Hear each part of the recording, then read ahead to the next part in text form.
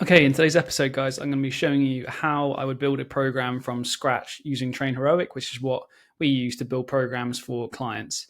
So what I'm going to do is I'm going to talk to you about the context behind this program, and then I'm going to just build it out step by step live and show you how I would go through this process to make things nice and clear and just to kind of see my philosophy for building out a program like this. Now, this is on my account in Train Heroic, and there's a link down below if you're a coach and you want to sign up to use it with the clients. I really recommend it. It's absolutely excellent. And you can see how quick and kind of intuitive it is to build programs and to make sure they're really high quality for your clients, as well as great feedback and support and lots of other communication channels that exist within it as well. So really good all-in-one option.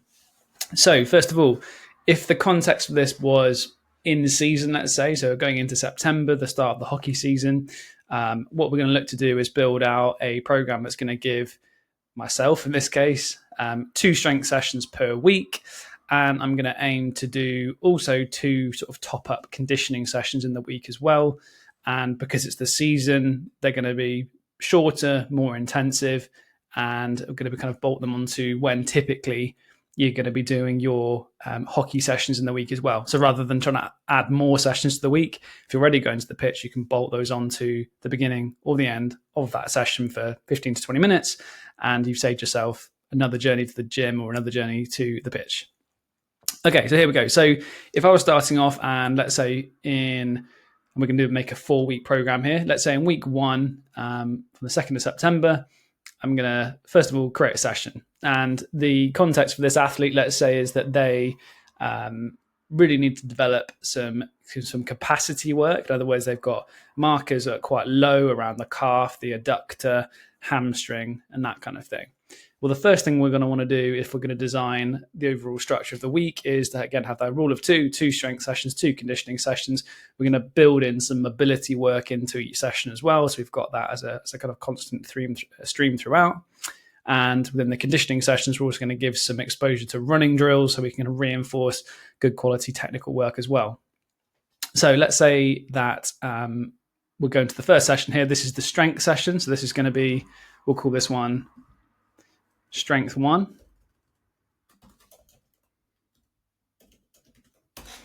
And the format for the session overall structure within a strength session is we're going to have some movement prep, we're going to have some heavier load strength work, we're going to have some accessory work, and then we're going to have some core development work at the end of that session as well. So we're going to add a block, and what we're going to do is this athlete really needs to focus on some hip mobility work. So what we've got down here is we've got some hip mobility work we're going to start off by focusing on. Okay, and obviously this is like a pre-built mobility circuit that I've put together and really helpful for just focusing on that hip mobility development. So if in the assessments, let's say the athlete has demonstrated that actually the hip mobilities are a limiter for them, then I'm going to give them this work because that's obviously a real key focus, particularly if we're then going into some lower body lifts straight afterwards. We've got some good options here for opening up some external, internal rotation, a bit of posterior chain lengthening, some adductor work, some rotational work, and then building in some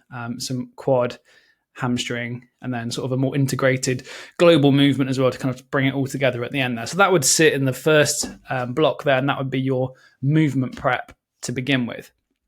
Secondly, then we're going to try and bring in 2 key lifts. Okay, as it's in the season, we're not going to try and add a ton of volume here. First of all, with the mobility work, that shouldn't take more than 5 to 10 minutes at the absolute max, but ideally around 5 minutes is absolutely ideal just to make sure we're setting the tone for the session, getting some good quality movement in, and making sure we're teeing up the rest of the session. Now, if we've been focusing on hip mobility, that would also suggest that the athlete needs to focus more on good, range of motion and making sure that technique is on point. So we're not going to probably be loading really heavy, A, because it's in the season, and B, because if they've got hip mobility constraints, then we're not going to kind of add tons of load into a kind of, a compromised joint, for example. What can happen in that instance is you're going to start to get quite a lot of lower back issues. If we're starting to heavily load a hip that hasn't got a huge amount of range, you're going to get that stress being dissipated across different areas, and usually the lower back is going to take the brunt of that. We don't want that in a sport that already gives you loads of lower back complaints. So let's say then thinking just more generally here, if the athlete is in season and the focus is around hip mobility as well as trying to develop some good capacity, as well as making this relevant to the demands of hockey, usually some kind of single leg movement is going to be more important at this stage than trying to do like a heavier load bilateral lift. So in this instance, we're going to do a split squat variation. And we're actually going to do some pause split squats here. So we're going to be doing some pauses at the bottom to make sure we're hitting good range of motion. We're achieving good loading of the adductor and deep hip flexion. We're getting some good recruitment of the glutes, and we're also exposing the muscles to some good isometric loading at end range of motion. So that would be what we'd start to build in here. Now, sets and reps, again, this is going to vary slightly depending on the athlete. But let's say we're going to do 6 reps each side, and we're going to be doing a 3-second hold per side, or per rep, I should say. In terms of the instructions, I won't add all that detail in just now, but this is where I'd add in things like tempo, range of motion, any key sort of technical points to focus on in that lift. That would be where I'd add that in as well. Volume-wise, probably about right. We don't want to add sort of 4, 5, 6 sets to this because it's in season. We're going to try and keep this session to around 45 minutes if we can, and kind of, again, make sure that the theme that runs throughout the session is complementary. So the movement prep complements the main lifts are complementing the kind of key objectives and the assessment information, and also making it relevant to the demands of the sport as well, because we need to be good at, getting into these deep ranges of hip flexion and making sure we're recruiting the adductors and deep hip flexion, making sure we're loading and getting enough capacity work into those tissues in these positions, and contributing to increased hip range of motion if that's been an issue in the assessment information. Okay, so that would be the first one. Secondly, then, another kind of key lift, we always want to try and include some sort of hip hinging movement, hip hinging pattern in hockey players. Reasoning being, again, that we really want to try and reduce lower back issues. One of the key challenges around reducing that is going to be making sure we've got A, range of motion, B, posterior chain strength, and then C, just making sure that the technical movement is effective. So we're not flexing through the back. In a sport like hockey, you're always getting down to the ground quite low. One of the challenges with trying to do a movement like a hip hinge is that if you're used to doing that kind of action with lots of flexion, you're probably going to be doing that in the movement as well. So what we're going to try and do is teach a hip hinging pattern without that. So what we're going to do in this movement is, particularly if we've got an athlete who perhaps the technique and the range of motion isn't quite there yet, and we're kind of just developing range and capacity to begin with, is we're just going to strip this back. We're not going to do a full barbell Romanian deadlift, because if the technique's not there, then we're just going to be adding more issues. Whereas the dumbbell Romanian deadlift usually allows slightly better range of motion. And again, we are trying to really encourage that as well as build some capacity here. So dumbbell Romanian deadlift. For this, if we're thinking about trying to build some capacity, again, we're not going to try and add excessive load. And if we do add lots of load, a barbell deadlift would be a better alternative, because it's actually an easier way of loading that up. So let's say then that in season we're looking at around the sort of 8 to 12 mark, because again we're trying to add volume to this lift. And a percentage wise, we're probably going to be looking at the sort of 75 to 80% range, simply because we don't want to be, again, maxing out. We're not trying to massively fatigue the athlete. We're probably trying to keep a rep or two in reserve in the season, whilst contributing to good range of motion, hip range of motion, recruitment, and good technique as well. So all of that would be why you would probably put this type of setup for this exercise in this session, because it complements the sort of the stream, if you like, and the theme of the whole session, basically. So this is why you put these two together. Okay, what else are we going to need then? So we've got a single leg exercise. We've got some posterior chain development. The other kind of key things in season is making sure that we've got some accessory work for the injuries that are kind of prevalent in the sport. And particularly if the athlete's got a history of injury in a particular area, then this is where we could focus on those key areas to begin with. So let's say now that an athlete has a history of ankle injuries. There's a few things that contribute to that. One is going to be calf capacity. Second is going to be proprioceptive abilities. And third is going to be essentially range of motion again at the ankle. Now, if we've done plenty of movement prep, we've done some single leg work, you're going to get better ranges of motion to the ankle joint. And if it's single leg, you're going to have built that proprioceptive capacity already. So we don't need to do kind of like standing on one leg type activities. That's quite low level. But we can start to bring in things like landing on a single leg and calf work. So what we can do is, I quite like doing this type of work with an athlete who has a history of ankle injuries, is putting together a little superset here around landing capacity. So looking at things like multi-directional hops combined with calf raises. So we're really giving the calf and ankle a good degree of volume here, and supersetting it. So we're going to do 15 seconds between the two, 60 seconds between the sets now. So we've got a small period of rest in between the two, but we've got a lot of rest relatively for a kind of a set like this between the whole set before going again. Again, 3 sets because we're not trying to add tons of volume because it's in the season again.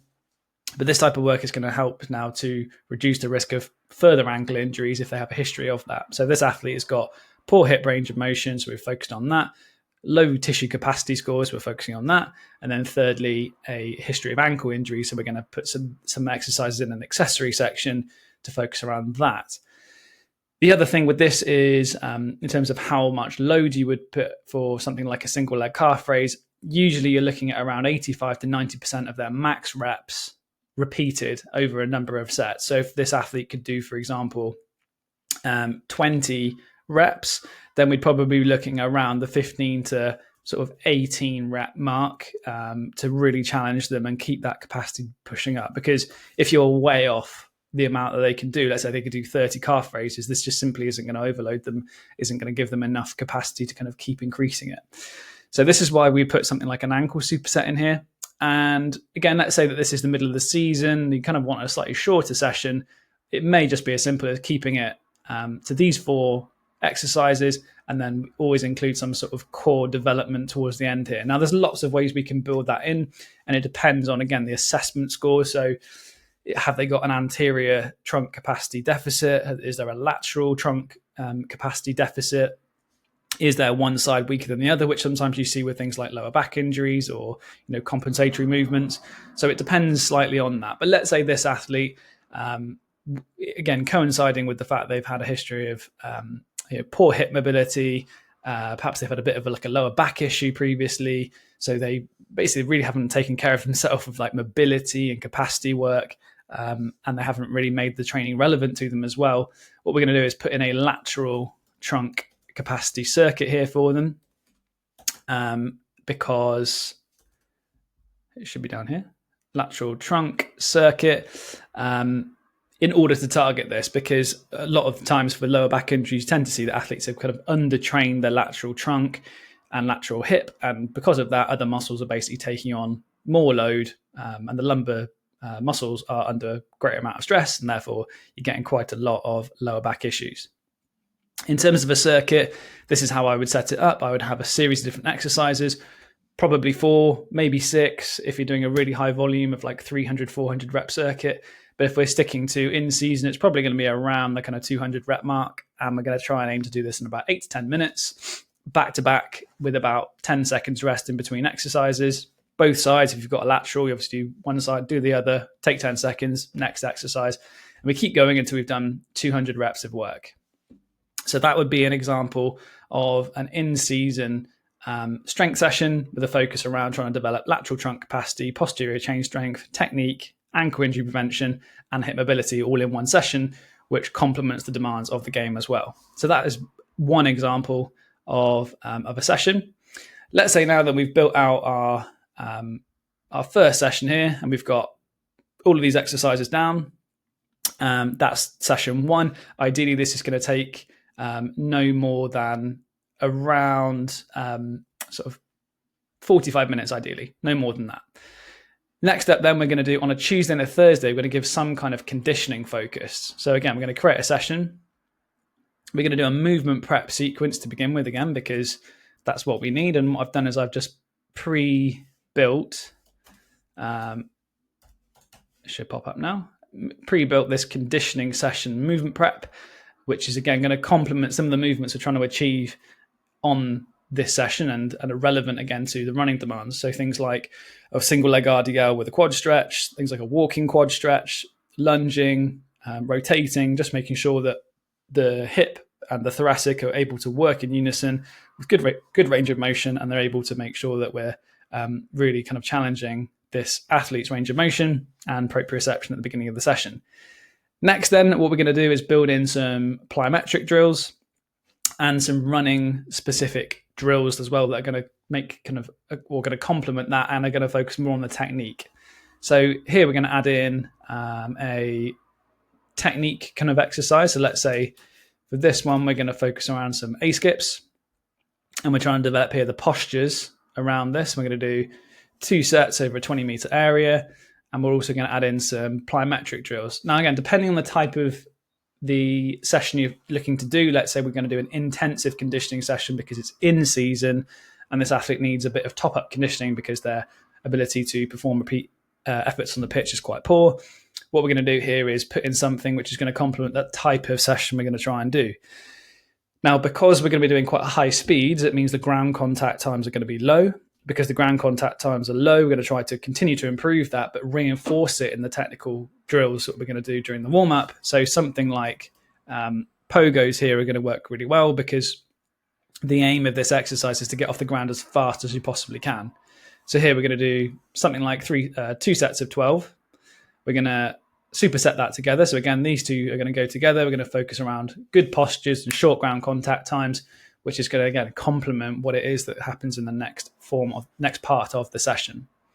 Okay, so now we've got our movement prep, we've got our technical drills. I'm just going to change that to skill technique. And this is obviously not conditioning, that is prep. The last bit then is obviously giving a conditioning focused session. So what we're going to do here is we're going to do an intensive conditioning session. And the focus here, this is now conditioning. The focus here now is going to be about trying to improve their ability to recover quickly between short efforts. With the conditioning session, again, we're going to tie this back to assessments. Let's say this athlete's assessment scores were again quite low on the 16 pitch lengths, but their speed is quite good. Usually what that means is therefore they're more of this kind of speed profile. So they're relatively quick, but their ability to repeat those efforts is quite poor. We're going to try and do short aerobic intervals to try to address that. And something like sort of a 15-second bout of work, a 20-second bout of work is going to complement this quite nicely. So in this example, we're going to do 20 seconds of work per rep. And as it's in season, we're not going to try and do too much volume.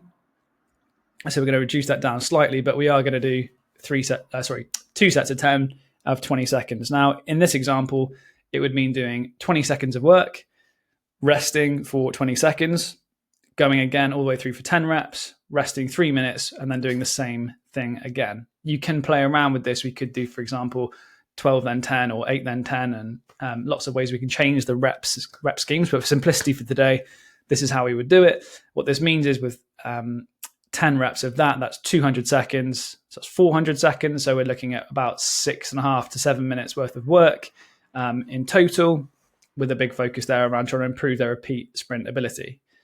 Now, the last piece then is basically a bit of a warm down or cool down, one of the two. Can't remember what I've put it down as. We'll call that cool down.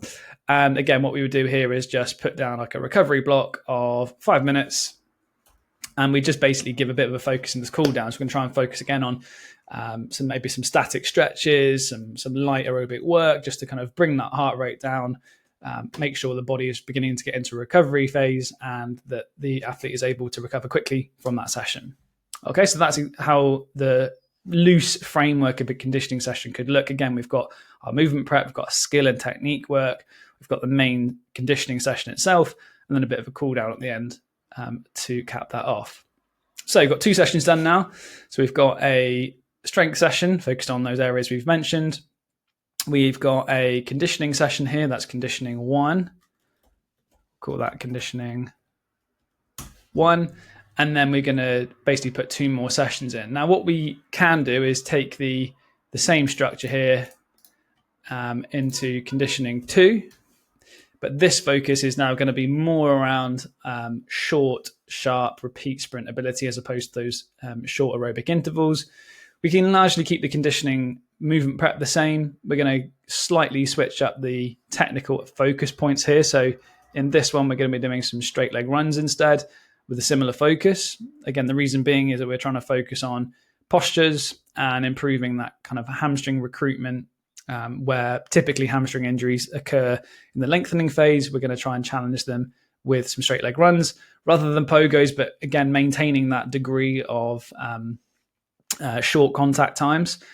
In this session, we're going to look at shuttle runs. We're going to look at a short, sharp change of direction. So here, what we're going to do is a lateral pogo instead. Okay, so we're trying to, again, get off the ground as quick as you possibly can in a pogo, but this time it's going to be reps per side, 8 per side, and we're just looking to get off the ground as quick as you can.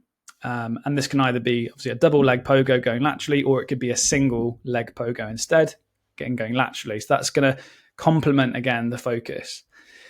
In this intensive conditioning session, then, we are going to be doing quite intensive work. We're now going to do a 5-second shuttle interval. So out and back, quick as you can in 5 seconds. Probably going to be around a 15-meter interval, something like that. So 15 out and back.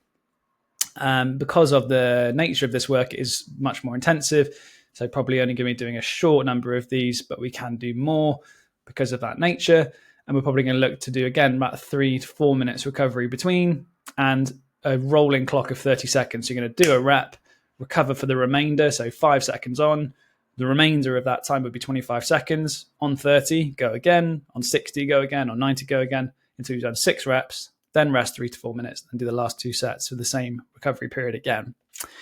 Again, a cool down would focus on similar themes to the other session, but what you can see here is we've just slightly shifted the focus more towards improving that repeat sprint ability, again, because they're a speed profile and we want to give a slightly different focus rather than just repeating the same stuff twice a week. This stuff can be done before a session, it can be done after a session, but again, just got to be mindful of how many days away from the game this is being done and how much volume you're looking to do. 3 sets may be a bit too much, and it might take too long and be a bit too intensive, so this could easily just be 2 sets of it. But again, the focus is around trying to improve the intensity and that repeat sprint ability. The other thing, of course, is when this happens. So if this is a Saturday game, that's going to give 48 hours of recovery. So that's maybe a bit of a stretch for some athletes to recover from, if they're also doing a high volume of hockey as well. So it could be that actually we just switch this to the Tuesday, and the Tuesday intensive session becomes the Thursday instead. So now we've got our 1 strength session, we've got 2 conditioning sessions built, then we've just got to build 1 more strength session. Now, if we have got, let's say, the game on a Saturday, working back, then that gives you 48 hours to recover, 48 hours to recover from that conditioning session before this one. We're probably going to be looking to the second strength session either on a Friday or on a Wednesday. With the context of this, what we're going to look to do is probably give a bit of a recovery around the game. So we're going to look to give a Friday recovery and a Sunday recovery with the game on a Saturday. And then what we're going to do on the Wednesday is add that other strength session, essentially. Okay, for the second strength session, then again, we're going to focus on similar themes. The athlete in question's got this hip focus, they've got an ankle focus, and they've got a bit of a kind of technical focus as well in the session. So this time around, we're going to do a little bit of hip, a bit of a hip focus. This time around, we're going to do a slightly different focus on the hip. We're going to add some variety in the movements. We're also going to get a little bit of hip activation added in there as well with some single leg work, a little bit of bridging, again, just to kind of reinforce some of these similar themes. So that's the movement prep. Then again, with the session sort of structure and design being similar, we're going to have a main lift or 2 main lifts. We're going to have our accessories and then a trunk. So the main lift this time is going to be, rather than a split squat, is going to be some sort of high box step up. Again, the reason for this type of work is that it's going to challenge range of motion, it's going to focus on that mobility, and it's going to integrate all the different elements we've spoken about so far. So what we're going to look to do is 3 sets of 8, percentage-wise, can go relatively heavy on this, but again, just as it's in season, we'll try and keep it around that 75 to 80%, and that's going to be the main focus for that session. 3 sets of 8 again. Again, what this challenges is deep hip flexion, which is going to cause a lot of adductor recruitment, and also just challenge that single leg stance as well. What we're then going to do is a barbell single leg Romanian deadlift. So we're still adding in a hip hinging type movement. But what we're going to look to do is incorporate, again, some single leg stance All of this contributes to that secondary aim of ankle injury prevention as well. So we're kind of looking to achieve multiple aims with a single exercise. We can do a bit more volume in this one because we're going to go a little bit lighter. So as a percentage, we're going to drop that percentage down. But again, we're trying to build capacity here. We're trying to build the capacity to extend the hip, maintain balance, and good technical outcomes as well. So we're going to try and get a lot of volume into that hip to make sure that we're encouraging development of capacity of those tissues. So 2 single leg focused exercises. We're then going to have our accessory block again. This time we're going to check in more ankle work, but this is a slightly different superset. So this time we've got a single leg hop. We've got some double leg calf raises just to add a bit more volume in there. And then last of all, we're going to check in another trunk circuit, but this one's going to be more of a focus now around a combination of anterior and lateral components. So we've got that focus again. So going back to the theme of the week and the structure of the week, I should say, we've now got 4 sessions. We've got 2 strength sessions. We've got 2 conditioning sessions, each with a kind of really clear focus. The session duration shouldn't be any more than 45 minutes. The conditioning will probably be more like 20 to 25 minutes and can be done on the days when hockey is also taking place. We're allowing enough recovery before the match and recovery days either side. Another alternative would be to move this to a Friday and to give that Wednesday recovery and a Sunday recovery. But as long as we've got the recovery day after a game and certainly not adding in too much volume here before the game, we're going to be in a good position to achieve those aims. Lastly, then, in terms of progressing this on a week-to-week basis, the main kind of structure I would usually approach, depending on what that week looks like, is add more volume in week 2. So if we were to duplicate this across into week 2, we'd begin to add volume to the session. In week 3, we would look to add intensity to those sessions. We'd maintain the volume, but just crank that intensity up so the loads are going up and the intensity of the conditioning sessions is going up, either by reducing the recovery or by just increasing the intensity of the prescribed speeds. And then the final week is then a slight pullback and a bit of a deload. So we've then got this nice wave-like structure. So we're increasing volume, increasing intensity. That week 3 is really tough. Pull back in week 4 and then build for the next block as well. So I hope that's been helpful and a good overview of the kind of program structure, how we build out a training week for a hockey player. If you've got any questions, just let me know.